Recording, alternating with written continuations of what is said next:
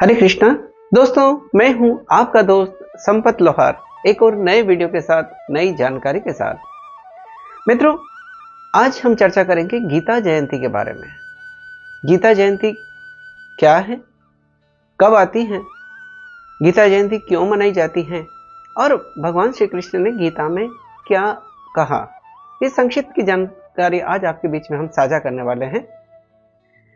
अगर आपने हमारे चैनल को सब्सक्राइब नहीं किया तो आज ही हमारे चैनल को सब्सक्राइब करें और बेल आइकन दबाएं, ताकि आपके पास धर्म, अध्यात्म और संस्कृति की हमारे मोटिवेशनल लेक्चर, हास्य कविताएं और योग की जानकारी शीघ्रता से और सबसे पहले पहुंच सके। मित्रों, आपसे निवेदन है कि इस वीडियो को आखिर तक देखें और श्रीमद् भागवत गीता की मुख्य मुख्य बातों को समझने का प्रयास करें। आइए प्रार्थना से एक शुभारंभ करेंगे।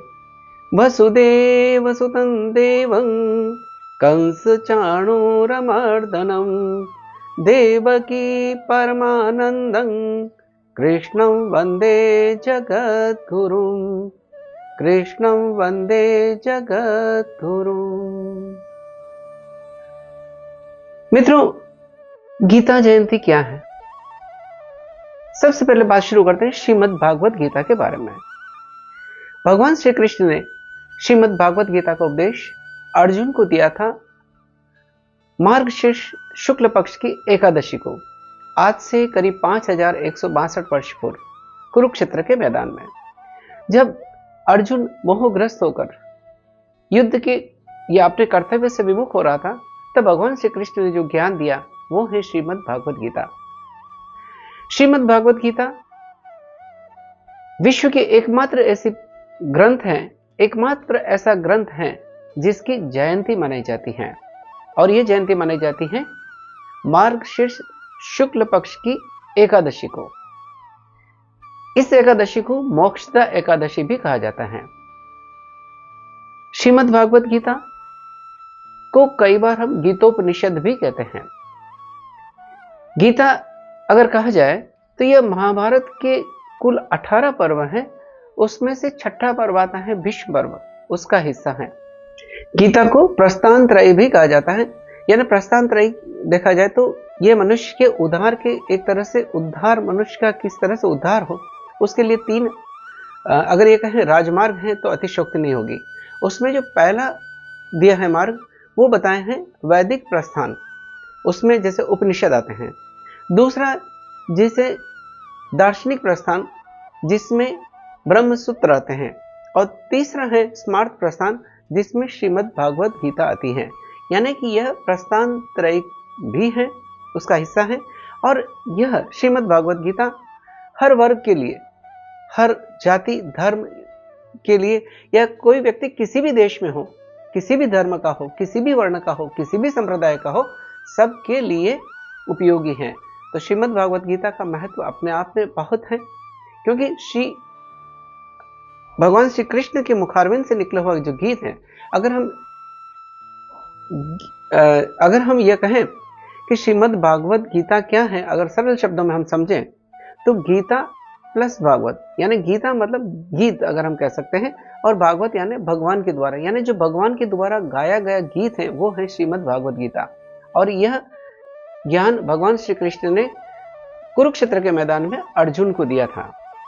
तो ये संक्षिप्त सी जानकारी रही कि श्रीमद् भागवत गीता, और यही एकमात्र विश्व का ग्रंथ है जिसकी जयंती मनाई जाती है। किसी भी ग्रंथ की जयंती नहीं मनाई जाती, लेकिन गीता जयंती मनाई जाती है। और गीता का उद्देश्य, भगवान ने चाहे अर्जुन को यह ज्ञान दिया, लेकिन यह मानव मात्र के लिए था, प्राणी मात्र के लिए था, यानी हरे के लिए ज्ञान, गीता का ज्ञान उपयोगी है। इसलिए श्रीमद् भागवत गीता का महत्व हर व्यक्ति के जीवन में बहुत महत्वपूर्ण है, चाहे वो किसी भी धर्म का हो, किसी भी जाति का हो, किसी भी संप्रदाय का हो, चाहे किसी भी देश का हो, क्योंकि यह हर एक के लिए, मानव मात्र के लिए, और फिर वो चाहे कहीं पे भी रहता हो। तो इसलिए गीता का न सिर्फ हिंदू परंपरा में या हिंदू धर्म के लिए या सनातन धर्म के लिए, बल्कि हर एक के लिए महत्व है श्रीमद् भागवत गीता का।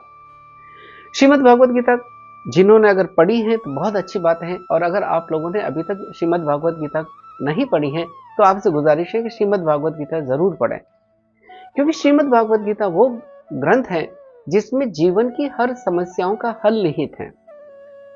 जीवन की हर समस्याओं का हल श्रीमद् भागवत गीता में दिया है। हम जितनी बार श्रीमद् भागवत गीता को पढ़ेंगे उतना गूढ़ रहस्य हमें इसका पता चलता चलेगा।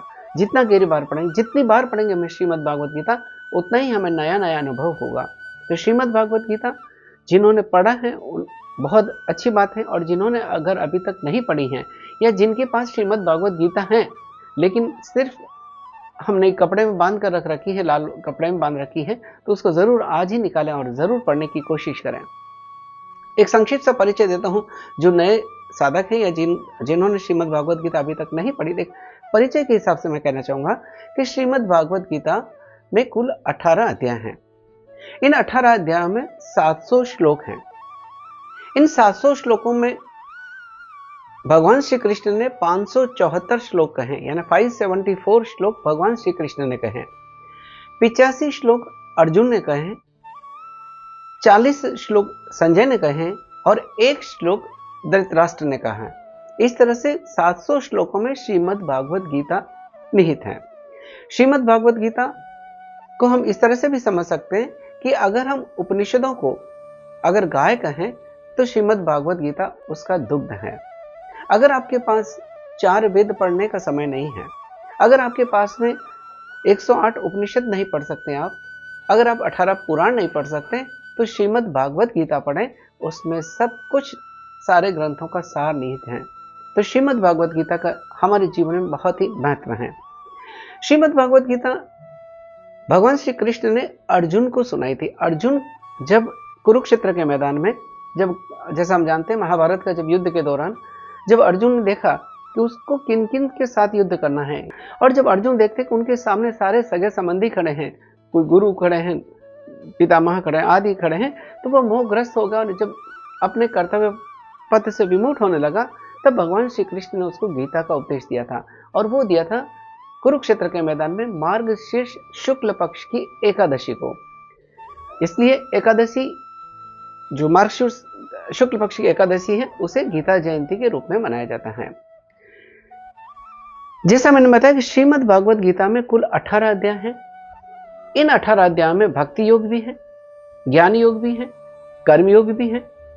अगर मैं 18 अध्यायों को जो नए साधक जुड़े हैं या जिन्होंने अभी तक नहीं पढ़ा, अगर मैं परिचय के लिए कहूं कि 18 अध्याय कौन से हैं, तो उन 18 अध्यायों में जो पहला अध्याय है वो है अर्जुन विषाद योग, दूसरा है सांख्य योग, तीसरा कर्म योग, चौथा ज्ञान कर्म संन्यास योग, पांचवा अध्याय है कर्म संन्यास योग, छठा अध्याय आत्म संयम योग, सातवां अध्याय है ज्ञान विज्ञान योग, आठवां अध्याय अक्षर ब्रह्म योग, नौवां अध्याय राज विद्या राज गुह्य योग, 10वां अध्याय विभूति योग, 11वां अध्याय विश्व रूप दर्शन योग, 12वां अध्याय भक्ति योग, 13वां अध्याय क्षेत्र क्षेत्रज्ञ विभाग योग, 14वां अध्याय है गुणत्रय विभाग योग, 15वां अध्याय पुरुषोत्तम योग, 16वां अध्याय देवासुर संविभाग योग, 17वां अध्याय श्रद्धा त्रय विभाग योग, और 18वां अध्याय है मोक्ष संन्यास योग। यानी इस तरह से ये 18 अध्याय है श्रीमद् भागवत गीता में, और कुल 700 श्लोक हैं। इन 18 अध्यायों में जो शुरू के जो 6 अध्याय हैं उनको कर्मयोग के बारे में जाना जाता है, यानी 1 से लेकर 6 तक के अध्याय कर्मयोग के बारे में है, 7 से लेकर 12 तक के अध्याय भक्ति योग के बारे में, और 13 से लेकर जो 18 अध्याय हैं वो सांख्य योग के बारे में है। तो श्रीमद् भागवत गीता का हमारे जीवन में बहुत महत्व है। जब हम जीवन की किसी समस्या से परेशान हो जाएं या जीवन में कोई समस्या आए, तो श्रीमद् भागवत गीता को पढ़ें, जिसमें सब कुछ निहित है, सब समस्याओं का हल निहित है।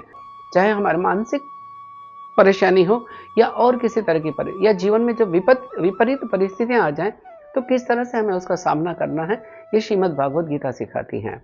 श्रीमद् भागवत गीता, जैसे मैंने बताया कि कुल 700 श्लोक में 1 श्लोक धृतराष्ट्र ने कहा जहां से श्रीमद् भागवत गीता का प्रारंभ होता है, और वो श्लोक जहां से श्रीमद् भागवत गीता शुरू होती है, धृतराष्ट्र कहते हैं कि धर्म क्षेत्रे कुरुक्षेत्रे समवेता युयुत्स्वः मामकाः पांडवाश्चैव किम कुर्वत संजय। यानी एक सवाल पूछते हैं धृतराष्ट्र, और गीता का जो आखिरी श्लोक जिसमें कहा गया है कि यत्र योगेश्वर श्री कृष्णो यत्र पार्थो धनुर्धरः तत्र श्रीर विजयो भूति ध्रुवा रीतिर मतिर माम, यानी जहां पर भगवान श्री कृष्ण योगेश्वर श्री कृष्ण है, जहां पर धनुर्धारी गांधी धनुर्धारी अर्जुन है, और वहीं पर श्री हैं, विजय हैं, विभूति है, ऐसा मेरा मत है, संजय कहते हैं। और जीवन में गीता जो हमें मुख्य उपदेश देती है कि हमें अपने कर्तव्य को करते रहना चाहिए फल की इच्छा किए बगैर, यानी जीवन में हम निष्काम कर्म करें फल की इच्छा किए बगैर। इसलिए भगवान गीता में कहते हैं कि कर्मण्यवाधिकारस्ते मां फलेषु कदाचन मां कर्म फल हेतुर्भुर्मा ते संगोत्स्व कर्माणि, यानी तेरा केवल कर्म करने में अधिकार है, फल की इच्छा में नहीं। श्रीमद् भगवद गीता में भगवान यह भी कहते हैं कि जब जब भी धर्म की हानि होती है और अधर्म की वृद्धि होती है, तब भगवान इस पृथ्वी पर जन्म लेते हैं।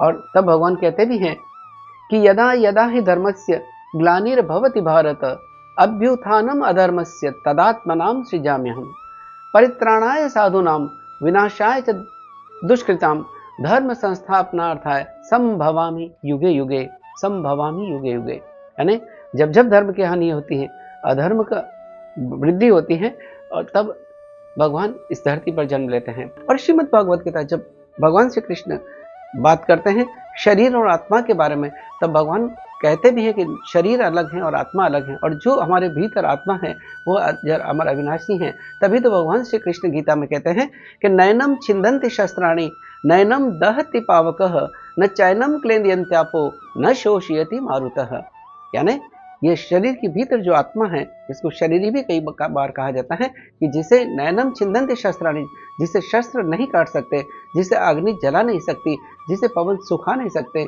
जिसे वायु जल गिला नहीं कर सकता है, वो अजर अमर अविनाशी आत्मा है, और हम वो हैं। जब हमारे भीतर उस तरह के भाव जागृत हो जाएंगे, जब हम इस श्रीमद् भागवत गीता के महत्व को समझेंगे, तब हमें समझ में आएगा कि जीवन का यथार्थ क्या है। आइए हम अपने जीवन की दशा को तय करें।